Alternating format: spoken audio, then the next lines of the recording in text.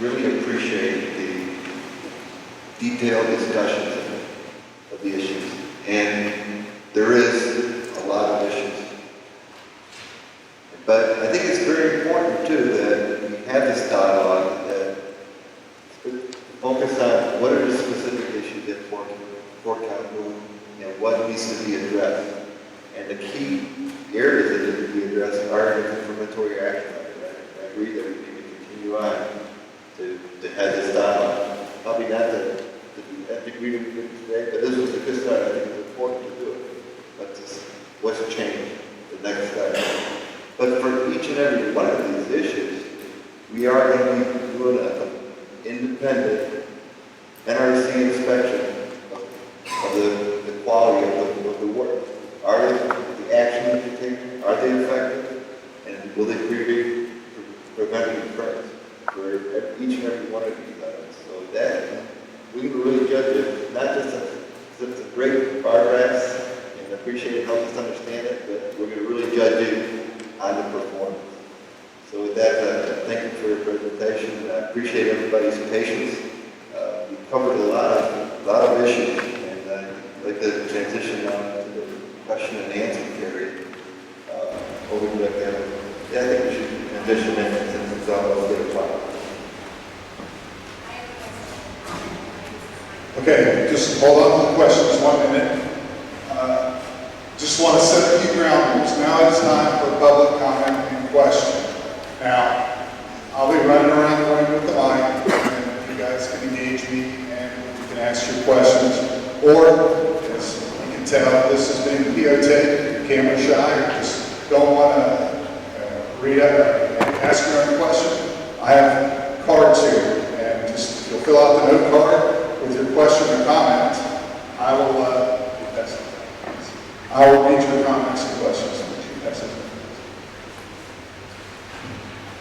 All right, just a few rules. It's about 8 o'clock.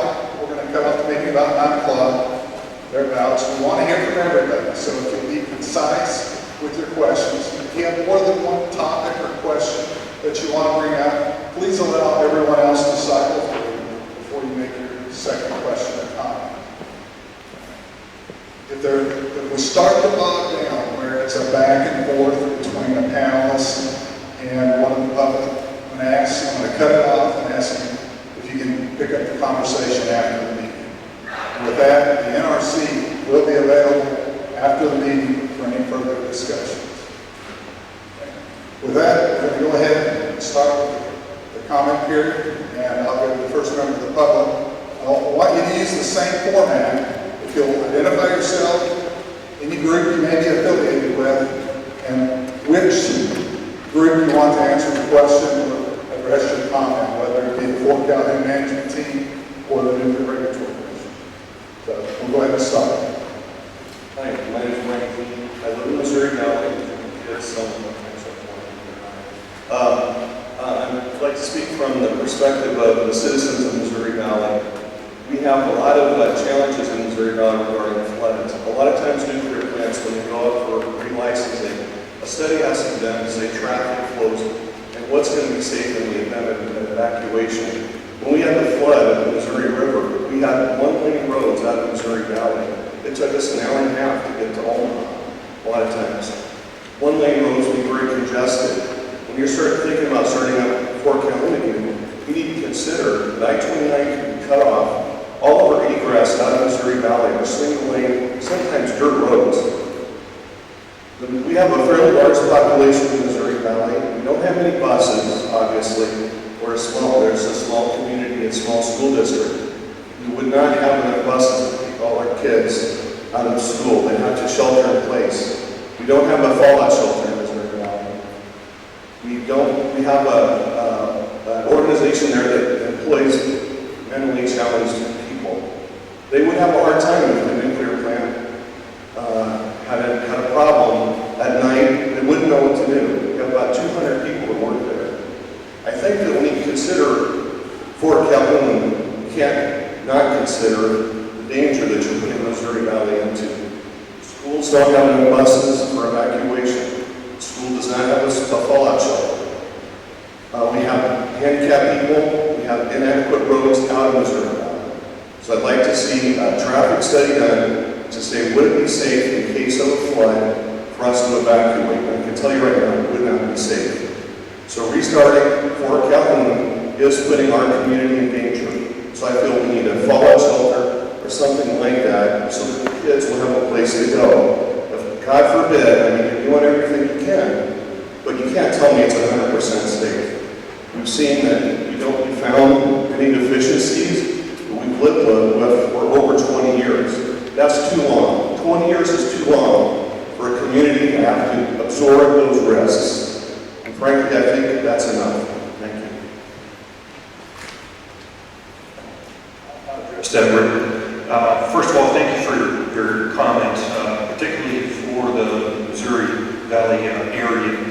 We'll be sure to take a look at the actual closure and the actual inspections we do for the emergency preparedness, that we factor that in, that we take a look at that. We'll be concerning ourselves with both the Missouri Valley area and EPZ here associated with the area around the plant. But thank you for your comment. We'll be sure to take a look at that when we go into that closure package. Okay, we have another question back here. This is for OPPD. You mentioned that you took the fuel out of the reactor. As I understand, you had a well break on the road lifter thing, and that the fuel isn't completely out of the reactor. And I'm just wondering why that wasn't included in your presentation as up-to-date information for us to know about, that you are still having breakdowns. The nuclear plant is a bucket bolts. It's 40 years old. I'm 50. No matter how many parts you replace in me, I'm going to get older. So I'm just asking that question. Today we are in the process of offloading the core. There are 10 assemblies in the reactor, which is a safe place for them. There are 123 fuel assemblies in the spent fuel pool, which is a safe place for them. The upender, Sunday morning, we had an issue with the upender. We stopped moving any fuel. No fuel was in that upender at the time.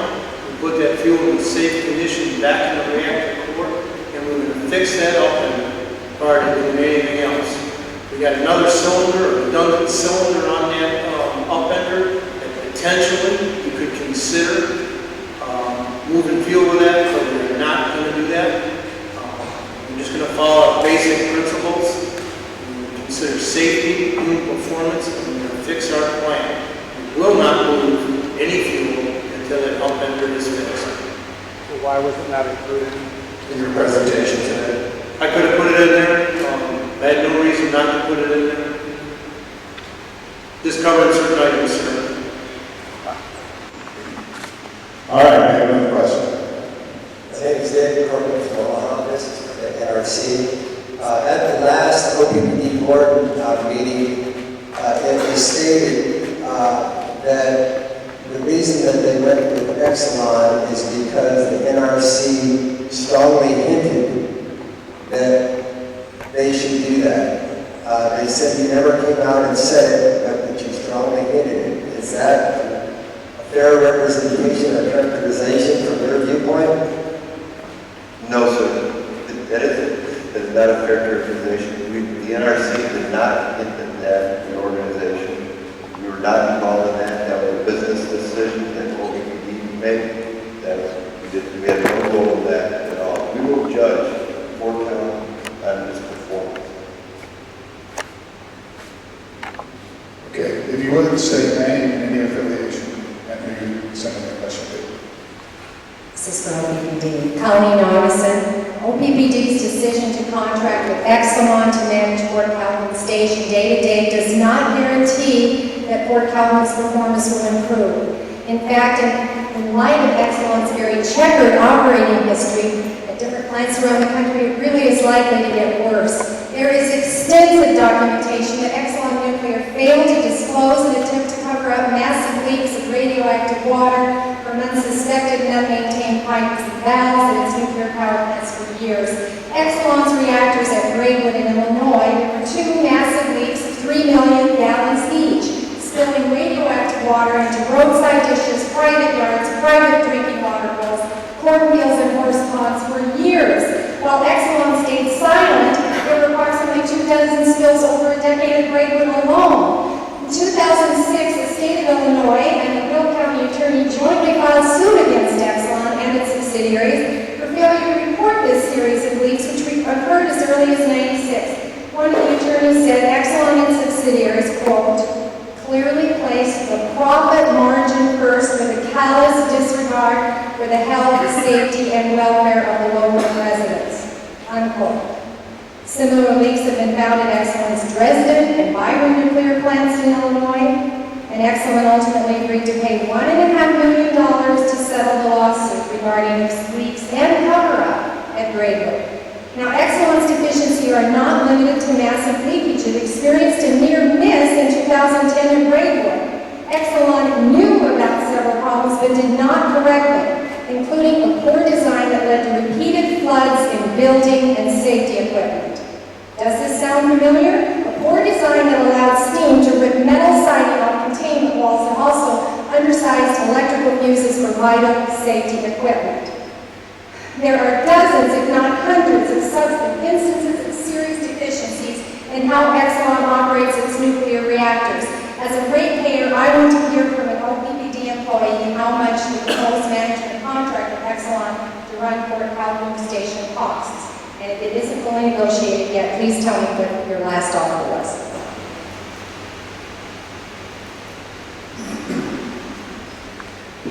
Well, I'll start. As you might remember, I'm Susan Landau. I'm the Senior Vice President of New Development, so one of my responsibilities at Exelon is going to be the incorporation of Fort Calhoun into our fleet. And we're very excited to be working with Fort Calhoun. And there were so many points in your comments that I think I'll just summarize, and then we probably need to make arrangements to have discussions outside because I couldn't possibly comment on each one of them. But clearly, I've worked for the company for 13 years. My own family lives within 10 miles of one of our nuclear plants, and I'm very proud of the work that we've done. We have times where we have fallen short, but we strive for excellence every day. When we do fall short, we absolutely correct the situation as quickly as possible. And I think that there's another side to each of the examples that you gave, and I'd be glad to set something up outside to talk some more about it. I appreciate that, but can you tell me what the contract costs, what we're talking about there, please? Hi, I'm Gary Gates with OPPD. With regard to the contract costs, the actual cost of the contract are business confidential, which, as you can imagine, when you're bidding on something that's competitive bids, or when you're evaluating things in a competitive environment, you need to keep some numbers that are used for evaluation. But the evaluation was very complete and extensive in evaluating the cost of this option. It does result in net positive value to the company. I'm asking though if this information will harm OPPD ratepayers. Will this harm us to know it? No, it will not harm the OPPD ratepayers. All right, what about the NRC? Would they get a copy of the proposed agreement so that they can know Exelon's relative responsibilities and liabilities? We have one there. Can someone answer that for me, please? I'm trying.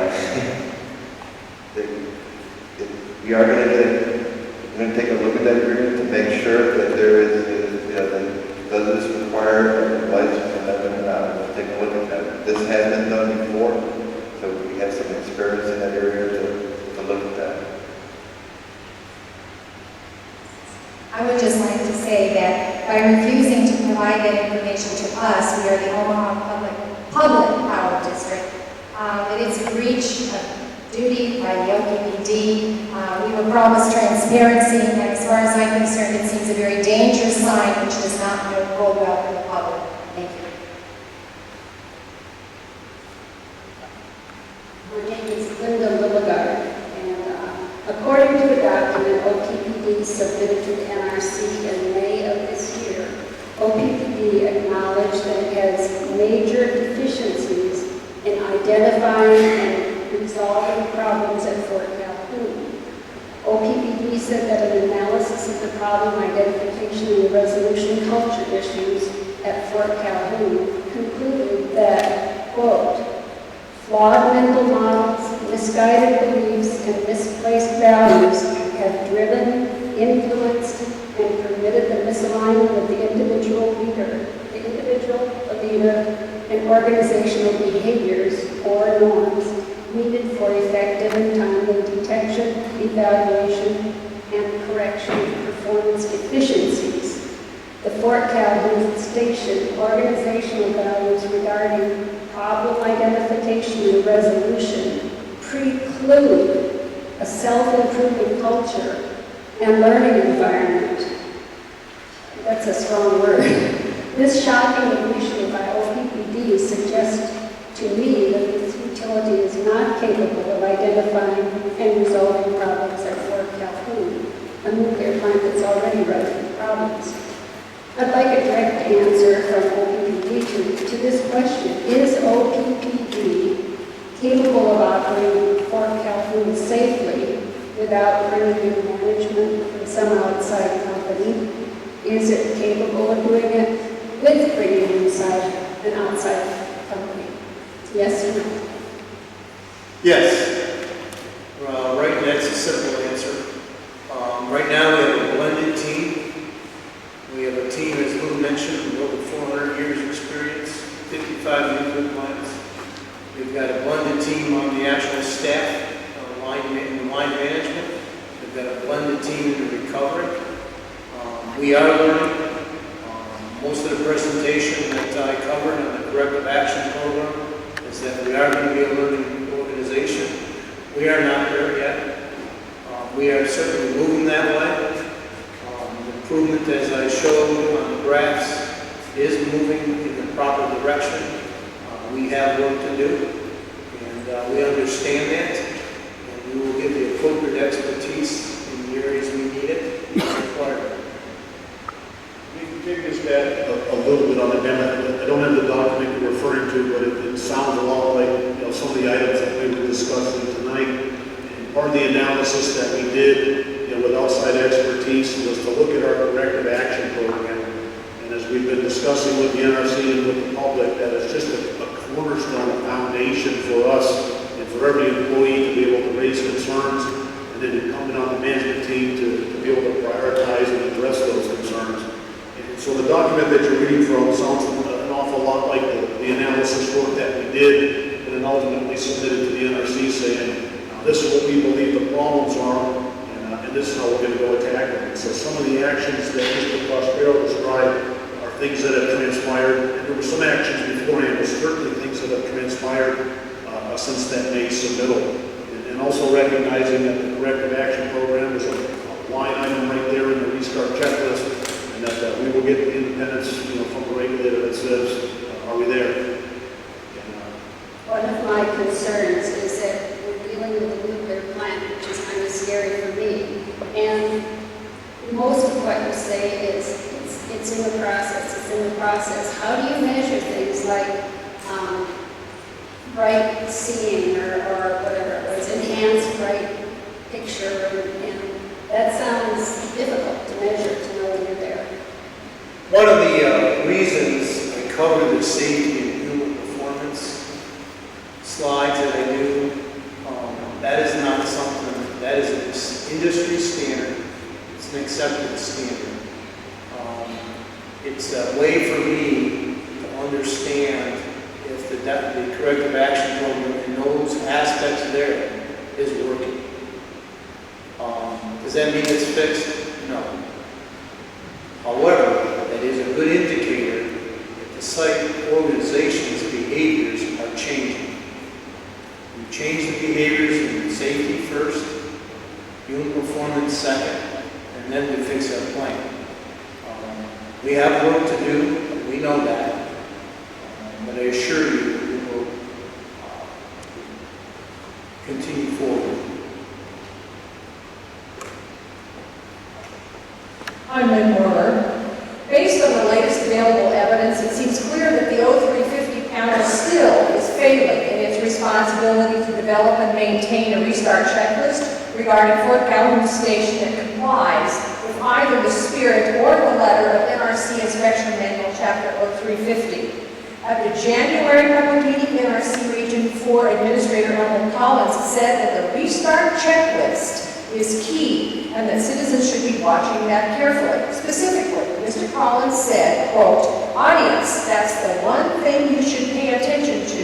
What's going to go into that restart checklist. That's going to tell you what's going to get done, what we're going to do to inspect independently and verify that the facility is ready to operate safely." So all those elements will be there so you can see and understand what Fort Calhoun is doing and what the NRC is doing to independently verify the safety of the facility. In a similar vein, Manual Chapter 0350 defines what the restart checklist is and what it should include. It states, quote, "The restart checklist is an itemized listing of restart issues that contains a description and the status of the issue, status of the NRC regulatory actions, inspection report documentation, and the corresponding identified root causes and corrective actions that require disposition or resolution prior to restart," close quote. In contrast, the restart checklist that the NRC issued June 11th does not contain this information. It doesn't even come close, nor does the revised version discussed this evening by Mr. Clark, which apparently just basically rearranges the numbers in the items. An example is item 3C, which says design changes and modifications. That's all it says. It doesn't give a clue as to what specific design changes or modifications are at issue, much less providing the status of the issue, the status of NRC regulatory actions, inspection report documentation, or identified root causes and corrective actions.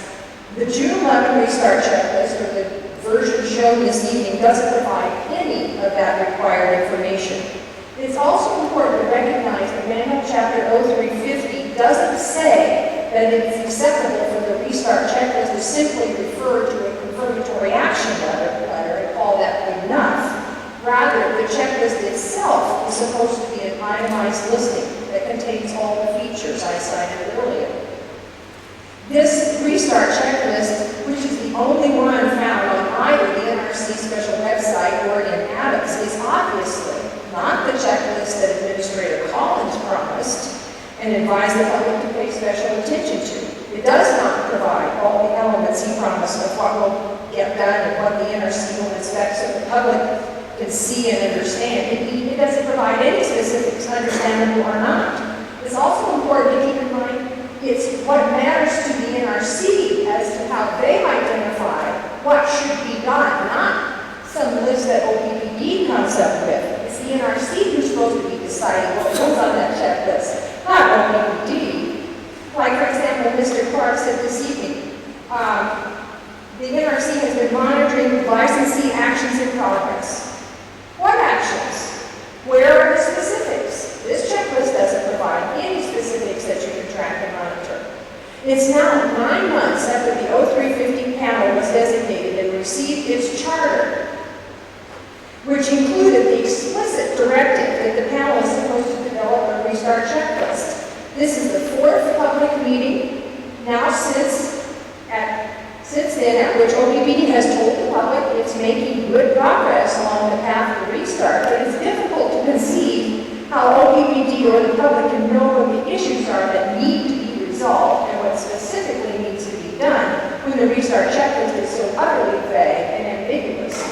Nor can it be regarded as any kind of yardstick by which the NRC determines whether or not issues have been appropriately resolved.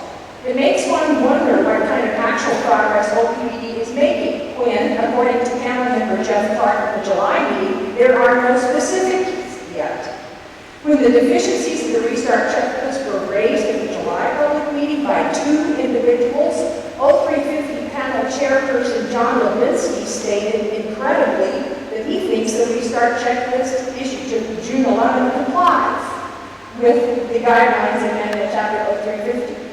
Only in Alice's Wonderland could this restart checklist be considered compliant. Further statements by Mr. Levinsky at the meeting suggest that the panel is planning to try to justify actions after the fact, rather than maintaining an up-to-date checklist and keeping it currently posted for public review on a real-time basis so the public can track what's required and what's accomplished, as it happens or very soon thereafter. At a minimum, his concept of the restart checklist is very different from Administrator Collins' concept as he described it to us at the January public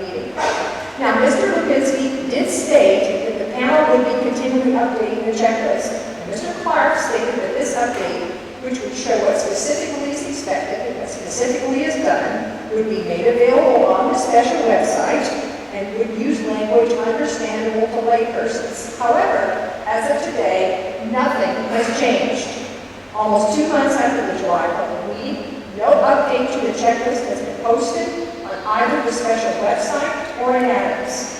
The upshot is that 9 months after the O350 panel received its instructions, we still do not have a restart checklist that provides trackable specifics, much less having a checklist that's compliant with the O350 guidelines. I'd like to know why the O350 panel has neither developed a compliant restart checklist yet, nor delivered on the promises made at the July meeting. Well, laid a lot out there, and regarding the checklist, the restart checklist, that is a specific area that we are now putting, first, the key part of the confirmatory action letter that is in place that identifies the specific areas that need to be addressed prior to the restart of Fort Calhoun Station. The bigger issues, the big performance areas are all identified. Now, and your comment is fair. Where is the specifics? Where is the beat? What are the specific issues we'll be looking at? Like, we talked about the containment structures, but to provide for the public, what are the specific details? What are the specific things that we're going to be looking at and evaluating prior to making the decision? That we are currently working on that. That is one of our highest priorities, to identify the specific areas. And prior to the next public meeting, that will be our goal, to try to have that out for you all to look at. Is that address your question? All right, and then to post it on the special website and make sure it's in Adams. Yes. All right, thank you. Thank you. Thank you. John also has something to add. I'd like to point out too, just the numbering sequence that you pointed out in Jeff's presentation with the restart checklist numbers. That was an error on my part when I put the slide package together this morning. The June 11th numbering scheme that you have in front of you is the correct numbering scheme, and I completely apologize for the mix-up on the numbers of the presentation. I appreciate that explanation. I don't have much of a problem with the numbers that turned around. What we're looking for are trackable specifics, providing all the information that the O350 manual provides should be.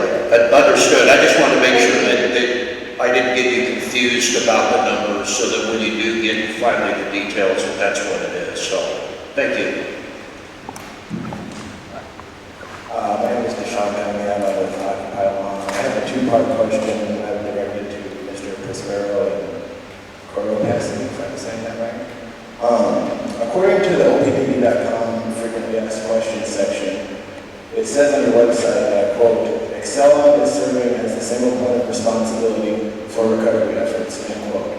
It then goes on to say in the following paragraph that, quote, Excelon is not taking over direct operation of the plant. According to a Omaha World Herald article dated August 17th, it states, the Omaha Public Power District is planning to turn over control of Fort Calhoun Nuclear Station to a private company. A move the district board says is essential if the plant is to run. In a meeting Thursday night at Blair City Hall, the board voted unanimously to allow OPPD officials to negotiate a 20-year contract with Excelon Corp for day-to-day operations of the troubled plant. Now, the two statements on your own website seem to contradict each other, so my question is, who is currently responsible for the daily operation of the plant, and who is actively making decisions related to the safety of the plant? The second part of my question is, why is there a need for an extra intermediary as an operator of the plant? What is the added benefit of Excelon, since apparently you, Mr. Prisvero, are a product of Excelon? What is the added benefit of another intermediary that we probably will have to pay for? It sounds like you're not doing your job, perhaps. I am responsible for day-to-day operations of the plant. I am the plant manager, so that responsibility is mine. With regards to what Exelon may bring to the table, what we do is we have a resources available to assist with regards to technical issues, non-technical issues, an extensive group of employees that are available to us to utilize for experience, to assist, and actually to do work. You say you're the plant manager, but on that chart you guys showed earlier, it had a flow chart. It had you as the plant manager, above you was Lou, and then above Lou was Susan. So are we maintaining our integrity as a publicly owned and operated power plant? Let me take that one.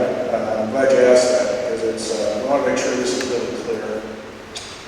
OPPD continues to own the plant, continues to hold the license to the plant, and is responsible for the operation of that plant. We've chosen to take a path with Exelon Corporation, which will strengthen our operations.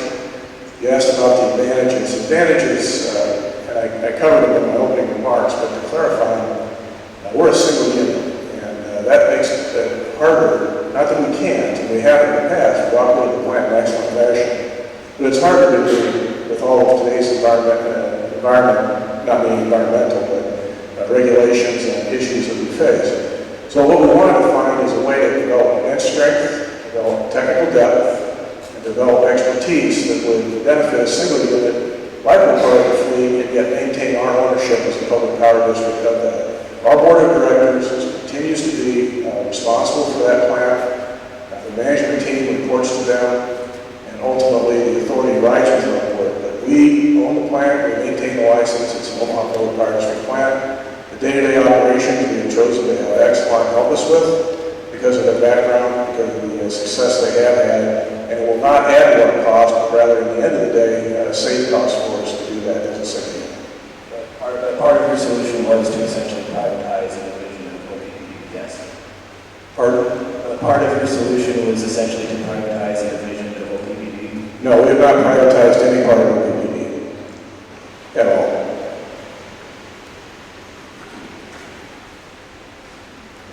My name is Jim Hurt. I'm with the Renewable Nations Institute here at Dana College. My first question is, what lessons would you draw from the Fukushima disaster, specifically with regard to emergency generation systems that failed and which were greatly responsible for what happened there? Are emergency power systems safer, or are you planning to make them safer with an eye toward what happened at Fukushima?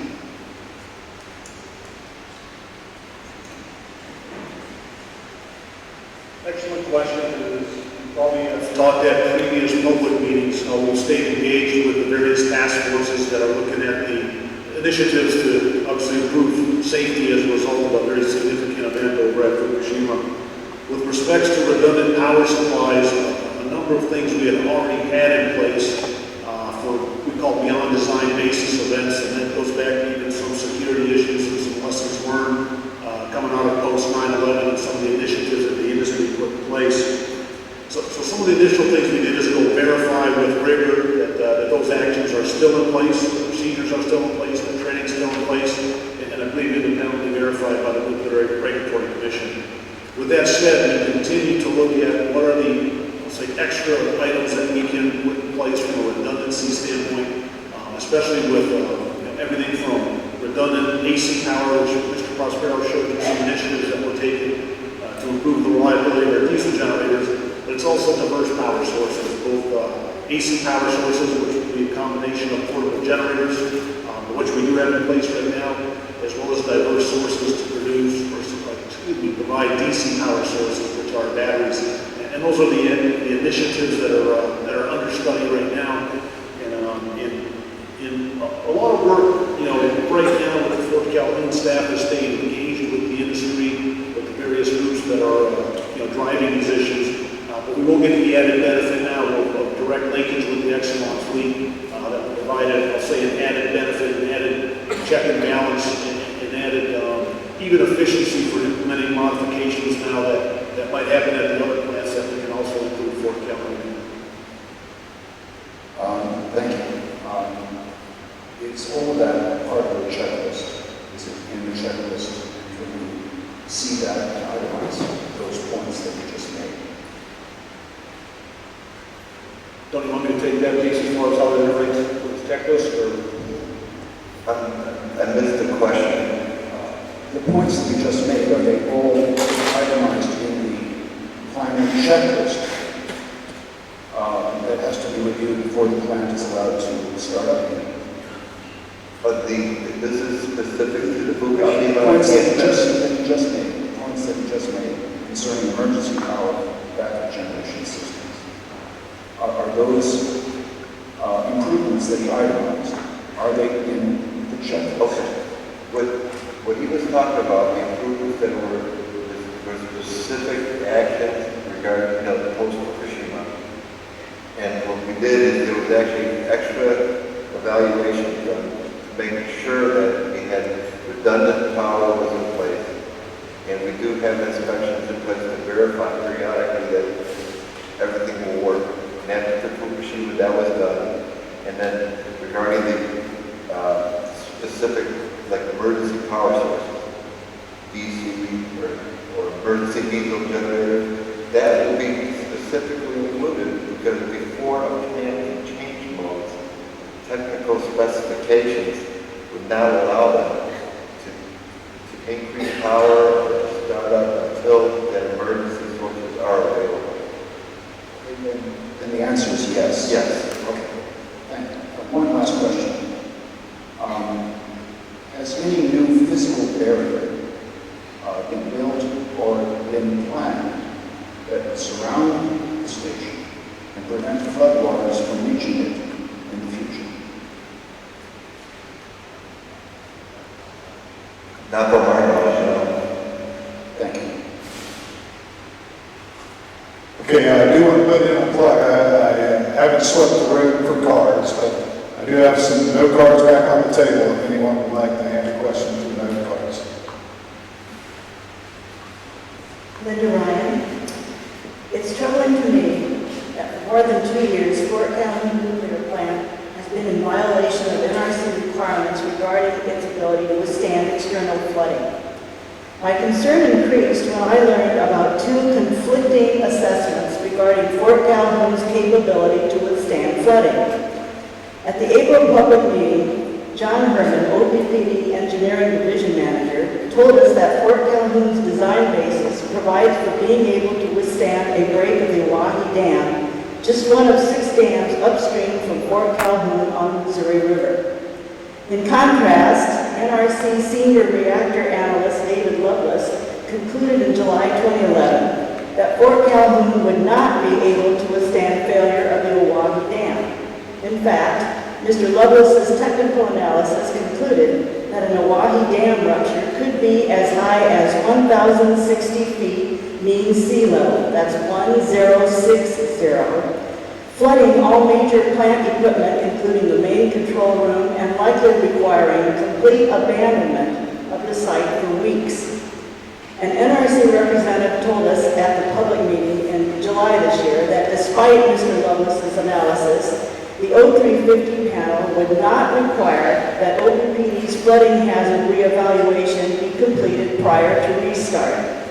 This flooding hazard reevaluation is supposed to include analysis regarding the effect of rupture of any of the 6 upstream dams on Fort Calhoun Station, as well as the cascading dam failure flooding issue.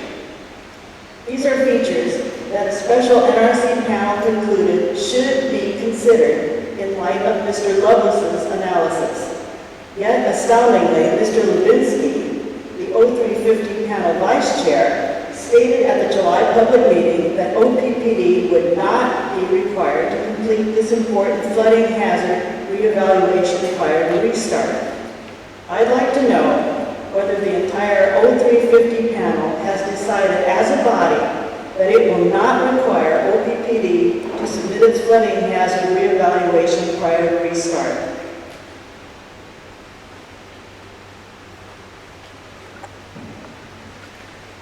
Let me try to answer that. There's several parts of your question here. First of all, the analysis that was done by Mr. Lovelace was not for the intended purpose of direct operation of facility. It was more a increased hazards type of thing, or a potential for an increased hazard. So relating it to actual, failure rates or failures of the dam, that wasn't the intent of the study. The second thing is we have not made final conclusions in the panel as to what we're going to actually do, recommend associated with that study. And I guess I'd turn to Mike Markley for any other discussion from NRR, from headquarters on the actual license condition of it. We have a license tax bank request in-house right now for some new flooding levels for the plant. We do not at present have anything in terms of licensing action that would limit their ability to restart at this point. It's not a restart permitting request. Thank you. So, yes or no? Do I take that to mean no, you are not going to require OPPD to submit its flooding hazard evaluation prior to restart? Yes or no? At this time.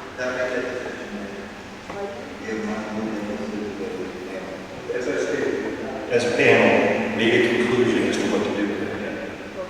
We're still going to evaluate it. All right.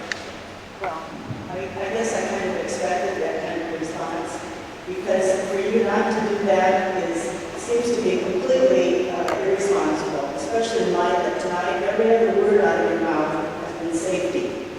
Safety this, safety that. If you persist in failing to require OPPD to submit its flooding hazard evaluation prior to restart, it will be crystal clear that the NRC does not actually take actions to ensure the safety of people and the environment around Fort Calhoun Station. It will also be painfully evident that this whole special oversight process is nothing more than a sham. I'd like to point out that outgoing NRC Chairman Gregory Yazko said in July that the Fukushima Daiichi meltdowns revealed a major gap in the American safety program as run by the NRC. Specifically, what happened at Fukushima technically did not violate American safety standards because the public suffered no major radiation exposure. Dr. Yazko said Fukushima showed that existing American regulations allow the government and industry to fool themselves into thinking that goals are adequately met. On behalf of the public that lives in eastern Nebraska and western Iowa in the vicinity of Fort Calhoun, I ask this O350 panel to stop fooling yourselves about the flooding hazard and seriously consider all of the key safety implications. Please reconsider what is going on and require that OPPD submit its flooding hazard reevaluation before any consideration is given to allowing Fort Calhoun to be restarted. Okay, I would like to clarify one thing. I think we're a very responsible and a very challenging regulator, and many would agree that what they're going through right now is not very easy. I will say this about the tax cut amendment that they have proposed. It is more conservative. It reflects more of the current knowledge of flood levels that they have. It will be a more constraining tax spec, but it is based on current knowledge. We can't change it based on a study we don't yet have. So we're basically looking at evaluating a new criteria based on current knowledge.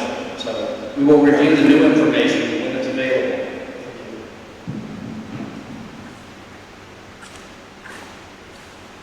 Mike Ryan, if I could do just a bit of a follow-up on my wife's comment about the levels.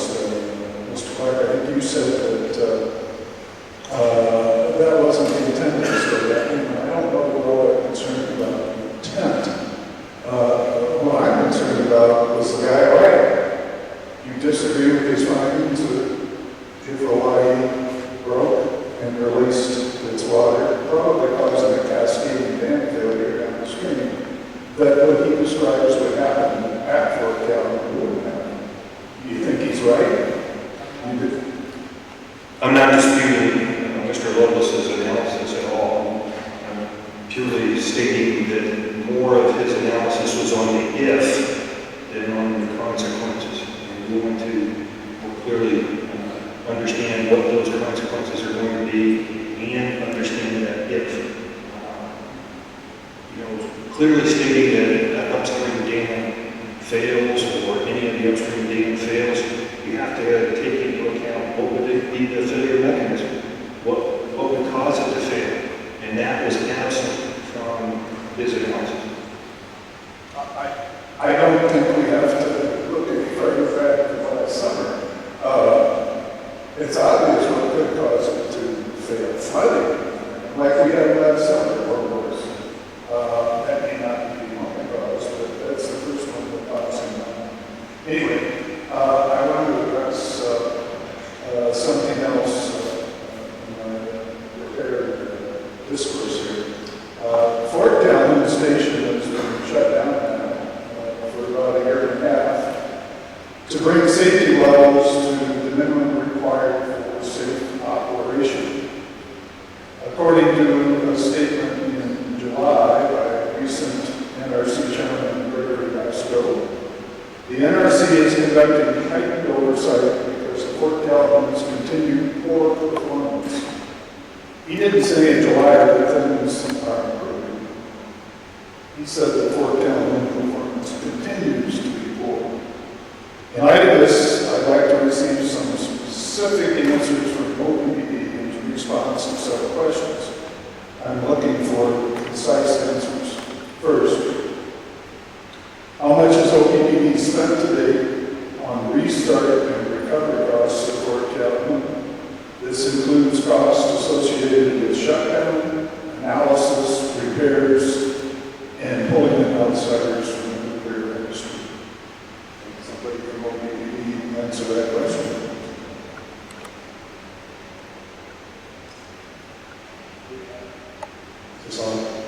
The total costs are still being accumulated. What we have done to mitigate those costs, so we've essentially maintained our budget at this point at zero, is we're taking, as we said before in the public meetings, about $28 million out of our budget.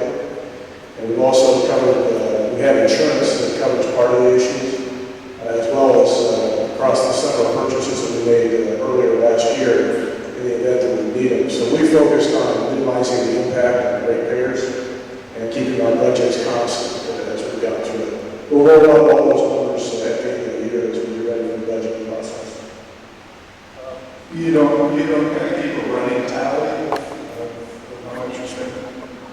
We do keep our budgets, but we keep it within, the way we do it is we look at what our budget is, make sure we're within that budget, and we take cost adjustments as we go along.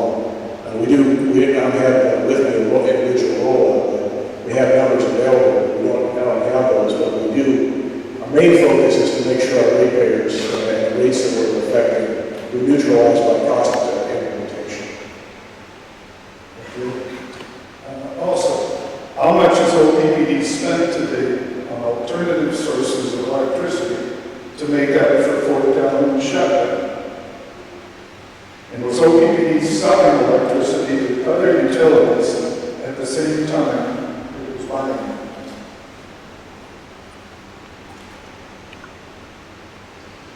The way we've covered I think, Mike, what you're asking is how do we cover the non-generation availability of Fort Calhoun through the summer? We did that by buying some power. We did it also, we've sold power. We do that 24 hours a day, buy and sell. That's the model we have, depending on what excess is there or what needs we have. But again, our focus has been to levelize the cost as we've gone through this to absorb any generation. We have typically used all our own generation to generate as much of the load as we can. On specific peak days, we have bought additional purchases as we've gone through. But we use that within our current cost structure. Again, eliminating rate impact.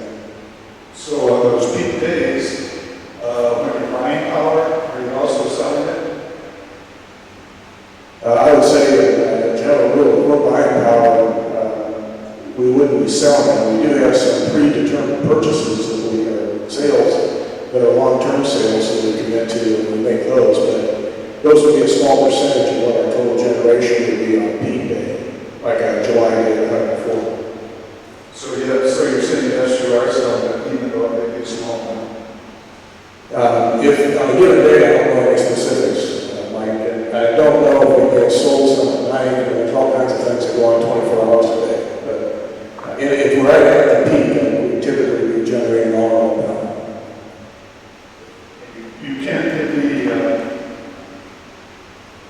a spending figure and how much you spent on the electricity that you bought because we're going to stand? The total amount that we spent isn't a number I have. Again, the focus is to neutralize the budget as we go through and cover the load that we have. How much does OPPD project it will spend in the future on restart? Those estimates are currently being made with the recommendations that you've seen here as we resource load and move through that. And we're right in the middle of our budgeting process, so that number will be, we're right in the middle of that process now. Ms. Ryan, I'm going to ask you that.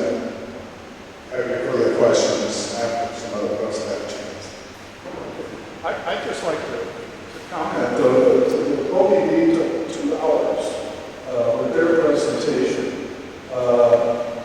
Much of what was presented, those of us that come to meetings up to this point, we've seen most of that stuff. I think you're killing time. You're trying to cut into our time, and this is the effect. We don't have a chance to finish our questions and comments.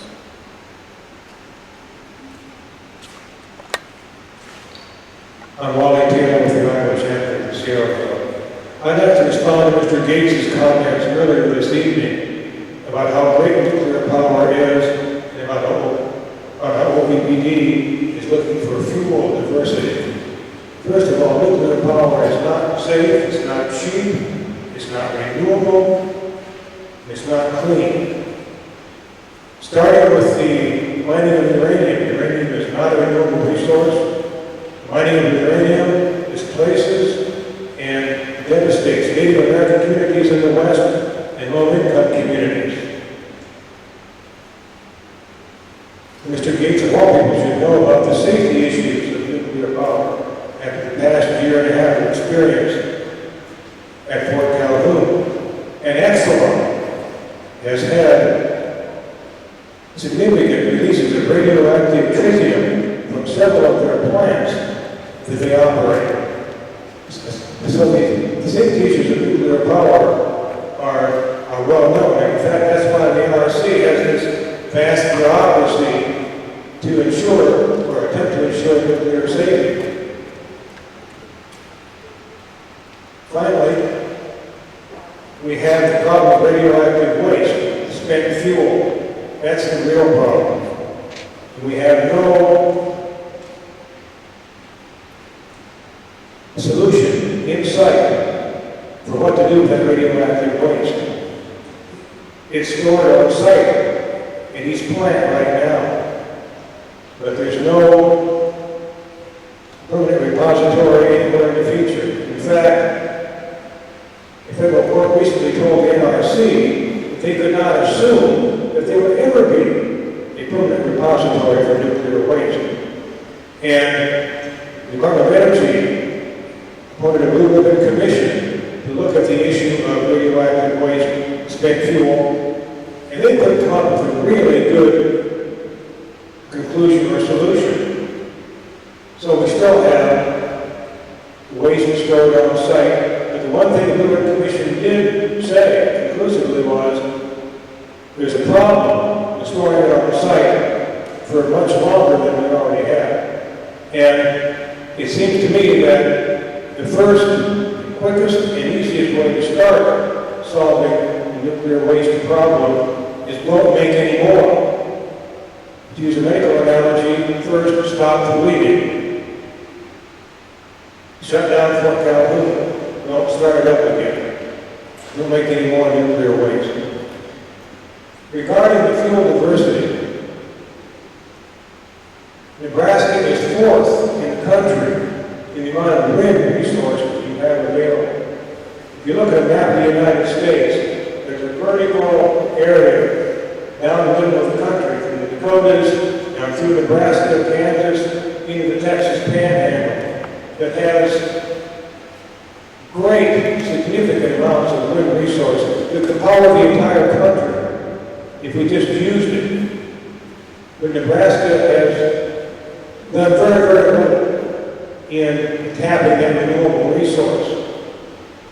According to OPPD's website, I think even the projected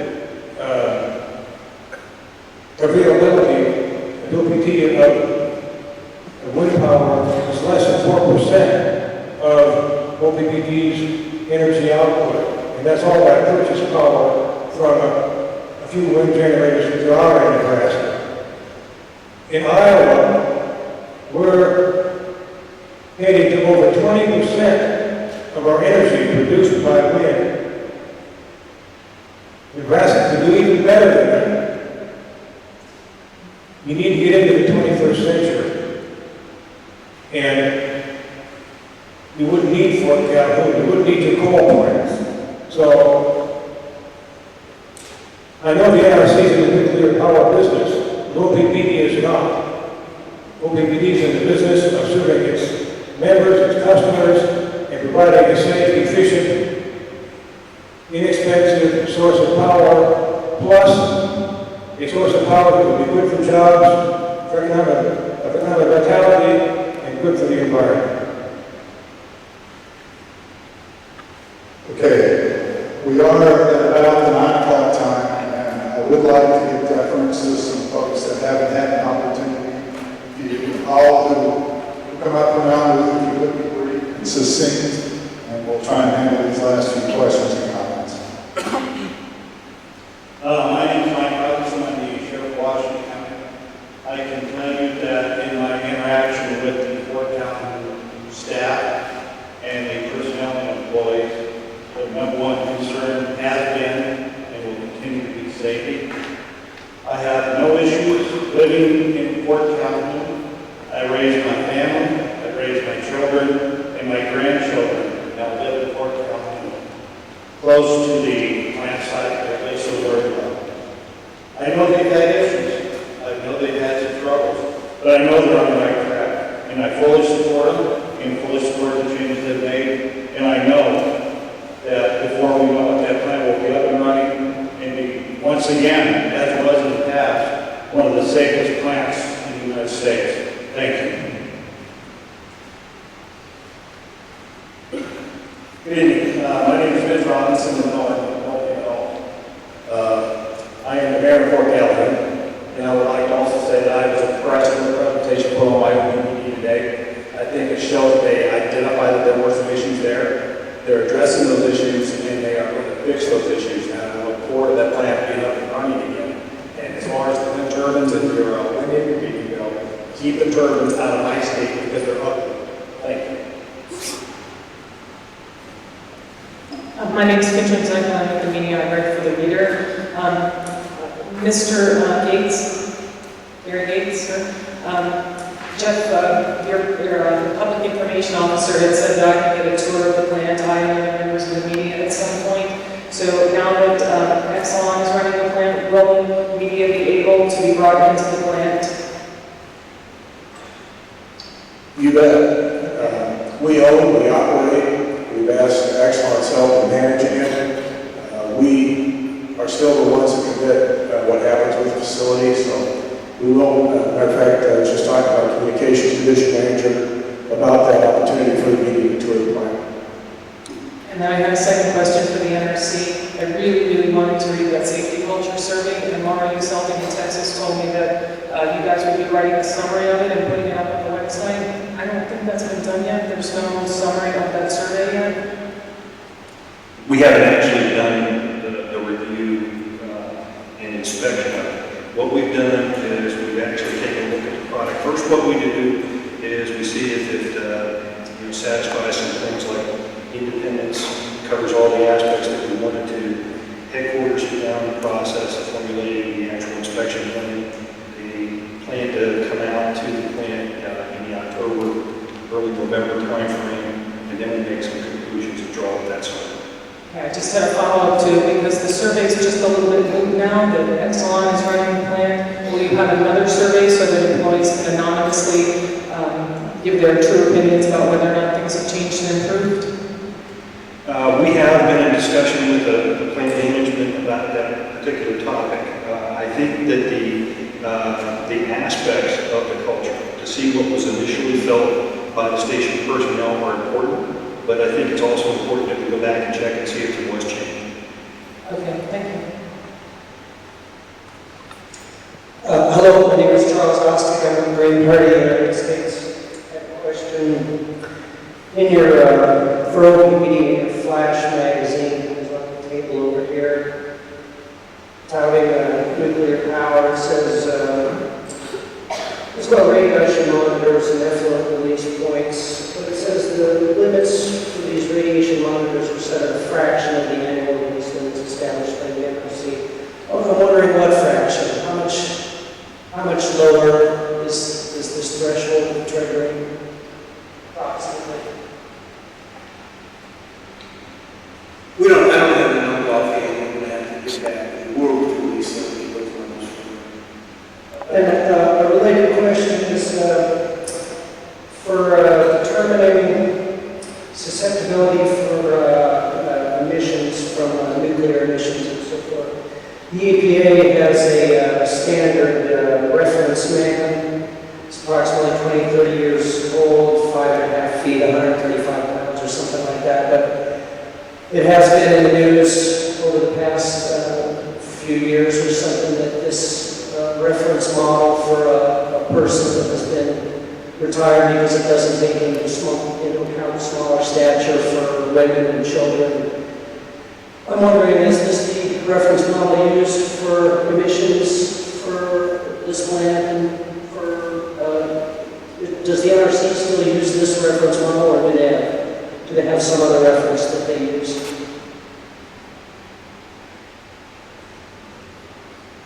We can take a look at that, but we don't have the answers here at the table right now.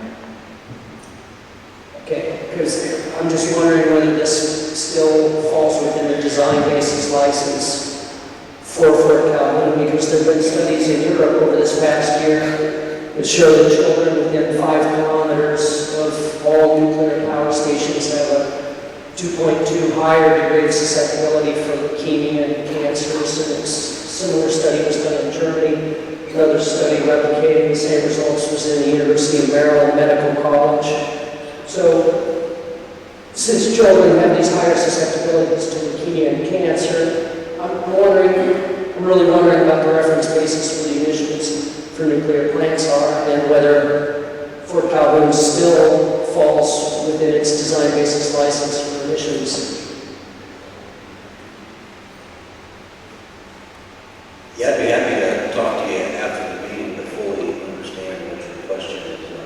All utilities are required to have the same standards for what they can release. It's not like Fort Calhoun has a different limit than any other plant. But we can get with you and talk to you about what the limits are. And I know every year the site releases a release report where we can look at what the requirement is versus what they put out in that report, and that'll tell you the fraction. Thank you. Okay, with that, I think we're at about a lot of time. The comments are for us, what I'd like to do is maybe about 15 more minutes, and then I think we'll call it a day, it's getting pretty late. So about 15 minutes, all right? Thank you, Mr. Ovego. I wonder, that's good of you, I wonder if you might be willing to extend it maybe 30 minutes. I mean, the NRC, I appreciate, as you said in your slide, places a high priority in keeping the public and stakeholders informed of your activities. And the key to keeping us informed many times is the ability to get answers to some of these questions. So I appreciate your stamina here. I appreciate your forbearance with us. It would really help if we could have another 30 minutes, and then I think that would help wrap up and keep us as informed as we need to be until we have the next meeting. Let's start with 15 minutes, and then we'll go from there. Yeah, and then we'll see how we're going with the questions. And then the other thing is we are going to be available after the meeting to answer any questions outside, we can discuss things as well. We appreciate that. However, there is prime value in everybody being able to hear the same answer to the same questions. In 2006, OPPD installed 2 new steam generators at Fort Calhoun, manufactured Mitsubishi. Steam generators at the San Onofre plant in Southern California, also manufactured by Mitsubishi, have recently caused a shutdown of the plant because of release of radioactive steam into the environment caused by steam generator tube leaks. The way they identified the failure of the steam generator tubes at San Onofre Unit 3 to meet the target performance criteria was through pressure testing. This last June, a pinhole leak in the reactor coolant system in the Davis-Bessie nuclear plant in Ohio was discovered. According to a plant spokeswoman, this leak did not occur until the cooling system was pressurized. So since installation, how many tubes in each Fort Calhoun steam generator have been pressure tested? I'd also like to know when this pressure testing occurred and what the findings were. The Fort Calhoun Station steam generators that we purchased from Mitsubishi Heavy Industries, we inspected those steam generators 100% of the tubes in 2008 after the first cycle of operation using eddy current testing methods. That's the industry standard method for testing tubes to determine whether or not there's any wall loss in the tubes. Pressure testing of the steam generator tubes is not required, nor is it necessary if you don't have any other indication that there may be some problems with your tubes. The tubes tested at the other facility that you mentioned were tested after they knew that there was degradation in the tubes based on their eddy current testing results. We have absolutely no indication from our eddy current testing results that there's any degradation whatsoever in our steam generator tubes. It is nonetheless my understanding that eddy current testing has several limitations. So in light of the recent experience at San Onofre with significant leakages in its Mitsubishi steam generators and at Davis-Bessie, where pipe leaks were not found until the system was pressurized, I think OPPD definitely needs to pressure test its Mitsubishi steam generator tubing thoroughly before the NRC even considers whether Fort Calhoun is eligible for restart.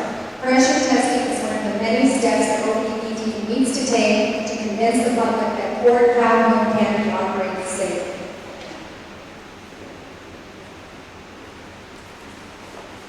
Thank you, Ryan. I have concerns about how closely the NRC inspectors are actually scrutinizing the work that OPPD says it's doing to get Fort Calhoun Station ready for restart. The confirmatory action letter items 1414 and 1415 state the purpose was to inspect manholes MH1 through MH4 and associated ducts. An inspection report dated August 13, 2012 says that inspectors merely reviewed photographs of the manholes OPPD says it took to determine that the raceways appeared to be capable of supporting installation of a new cable circuit. The inspectors didn't actually inspect the manholes.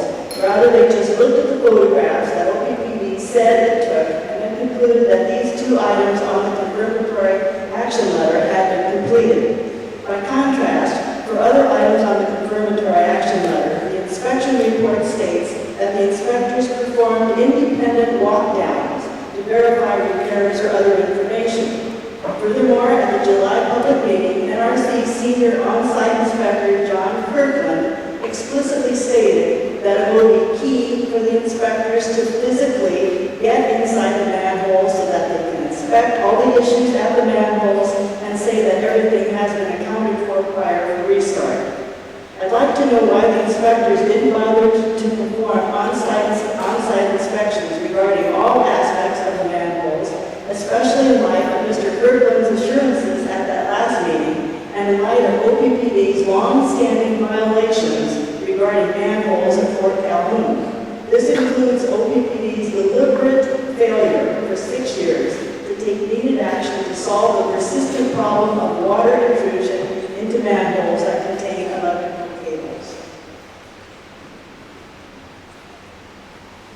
Yeah, Ms. Ryan, I'll check with you right afterwards regarding the actual wording in the inspection report. But I can tell you without question that every manhole in that site that has been inspected, not only by OPPD, but Jacob or I have been in every manhole before, during, and after inspection. And I think said, I'd just like to check with you on the wording that's in the inspection report. But what we have done on all of the flood recovery action plan items is we have done independent verification of every item prior to its closing.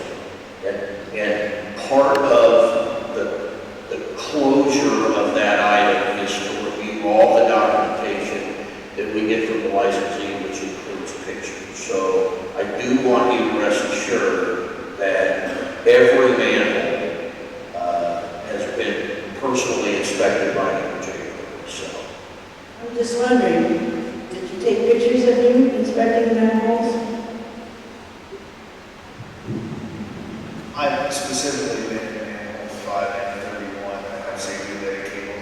I didn't have pictures of myself, but I took pictures of the equipment in there, both before and after. Does that answer your question?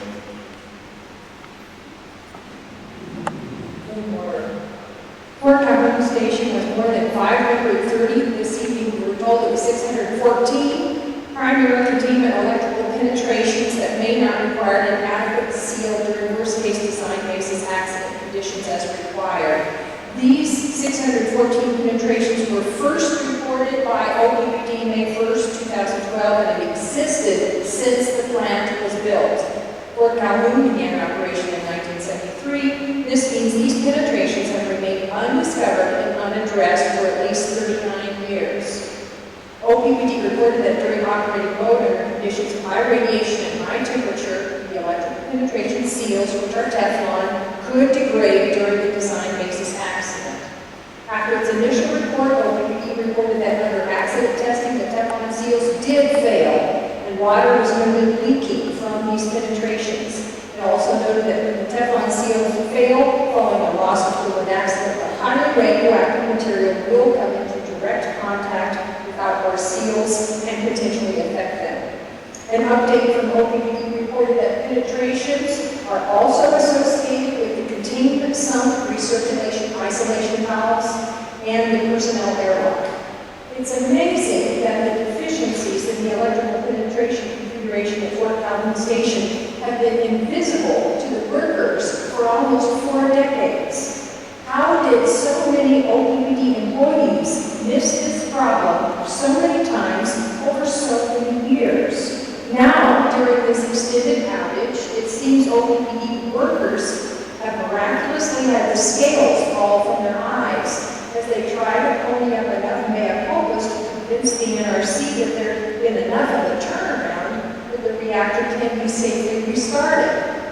The NRC should insist that OPPD identify each and every opportunity its employees had over the past 39 years to have identified these electrical penetration configuration deficiencies, and then explain why each and every one of these opportunities failed to find them. They should also be required to explain why this latest opportunity succeeded after decades of failure. That difference, whatever it is the key to safe operation in the future. That alone can find safety problems if the reactor restarts. So my question is to the NRC.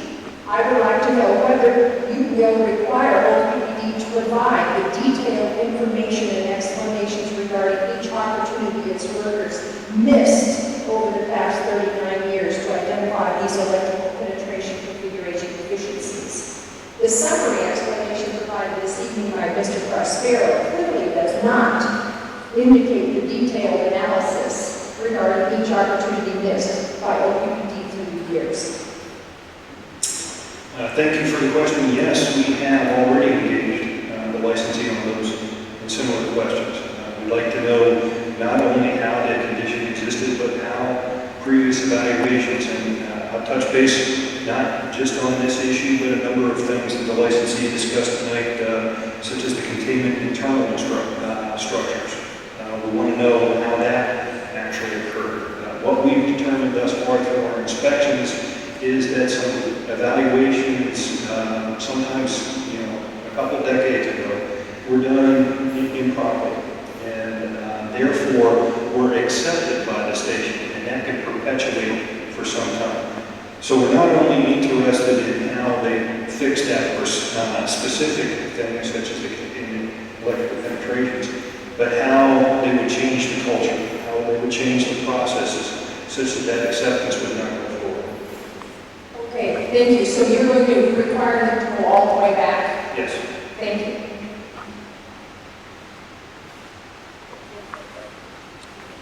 I just, the video of the last meeting is not on your website yet, and I'd like to know why it's not up there.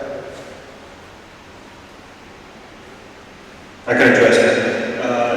The holdup in actually producing these is we send them out for video capture so they can go closed caption, and it's actually, you know, a product of doing that process. So we've seen some delays with that. We're trying to work with our headquarters folks and the contractor. We actually sent it to speed that up, but that's actually a delay in the process. The only reason I'm suggesting that is because if you had watched it, I would edit the video together showing the contrary comments that OPPD officials are making from meeting to meeting. The vice president with us, I see we're on the board, but he kept making completely seem to be erroneous statements every time. So I just have that. Laverne, that the end of last week, it actually got posted on the public website, but we didn't get the link to our special oversight panel. I'm pretty sure. I would also like, I understand what your concern is with It demonstrates long-standing problems and repeat violations. In addition to the massive long-term radioactive leakages at its Braden reactor in Illinois, Exelon received a notice of violation from the NRC in 2000 because of a radiation protection technician's deliberate failure to follow required procedures when they activated the alarms on the portal monitors a total of 14 times and failed to contact the radiation protection department before leaving the station. Let me summarize these. Like Fort Calhoun, Exelon has had difficulty keeping all its emergency diesel generators at its Byron reactors in Illinois fully operable as required. In 2011, that's recent, the NRC issued a notice of violation to Exelon because the 2A diesel generator had been inoperable for more than a year because Exelon was not aware of the inoperability and because the outage time allowed by the technical specifications was greatly exceeded. As I read through these, I see failed, extensive, deliberate misconduct, that falsified records.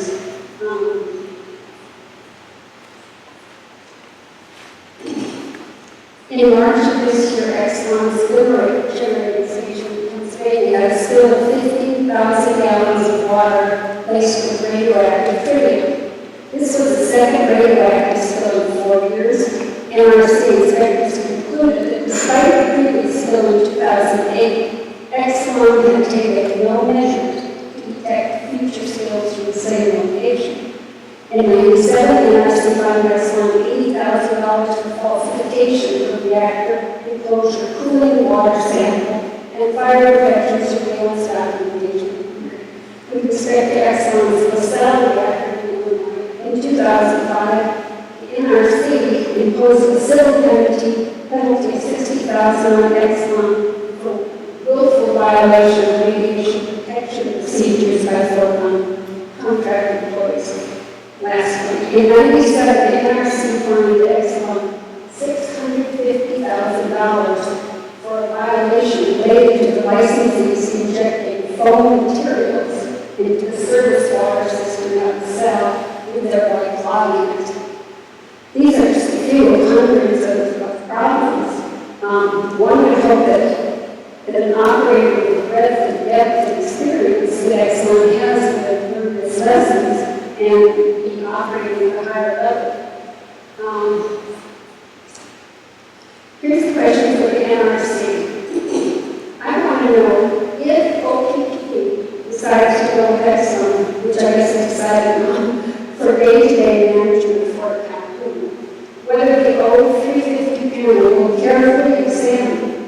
factor in Exelon's complete operating history at all its reactors before deciding whether or not to recommend allowing Fort Calhoun to restart? If not, why not? So the question is, are we going to, as the OPPD panel, going to evaluate the entire operating history for nuclear power plants at the Exelon plant? Exelon plants. Before you say that Fort Calhoun is safe. No, we do not intend to do that. But let me tell you what we are going to do is, it doesn't matter who's operating the plant. Safety standards are safety standards. We're going to make sure that the plant is being operated safely, that all the, like we talked about, we can, the people, the processes, the structures, the components, that they are prepared ready for restart to support safe operation of the plant. Until we verify it independently, the plant is not going to restart. Sure, it doesn't matter who's, is it Exxon there or is it OPPD, we're going to sure say, thank you. Okay, our final question. Mike Grant again. Before I was interrupted, I asked a series of questions and really didn't get an answer to anything. I'll continue on. I'd like to know if OPPD has projected how much they'll spend in the future for restarting the recovery.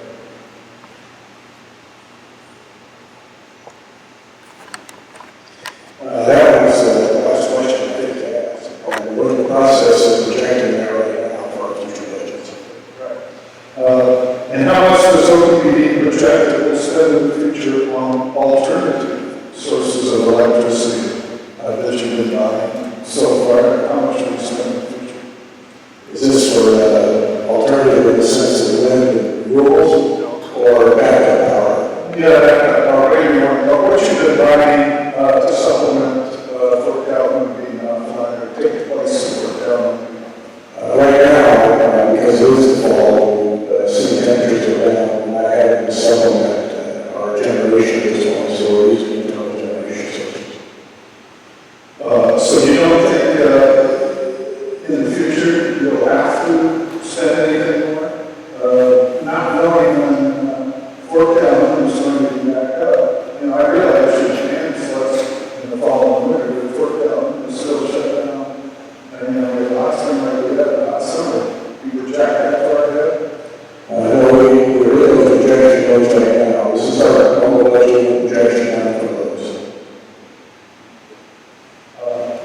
And then after, what is OPPD's most current benefit cost analysis say about the costs and benefits associated with continuing to operate Fort Calhoun versus the costs and benefits from shutting down Fort Calhoun? There's a lot of details on that, but the conclusion we came to is we got to look at that as it's a net positive value to continue to run Fort Calhoun with our system. You've done a cost analysis, can you see it? We do it as part of our area resource plan, which is probably available on our website. I believe we're looking at John right now. We're just in the process of updating that and completing the delivery. Yeah, the delivery we're working through right now is out there.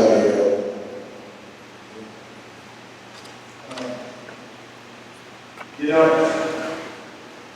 I feel like I'm dealing with an entity in China. You know, this is a public power agency, it's a governmental agency. It's just as much mine as it is the next ratepayers. We should be able to know what's going on. You know, it's not you guys' record story. You have to share these things with us. You know, you got a secret contact with Exxon. You know, that just doesn't cut it. We've asked for information on various subjects relating to cost of analysis, and you don't have it. You know. When is it coming? Is it going to come?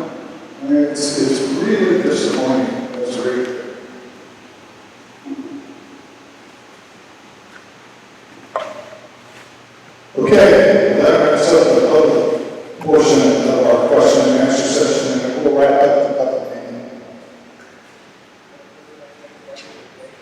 And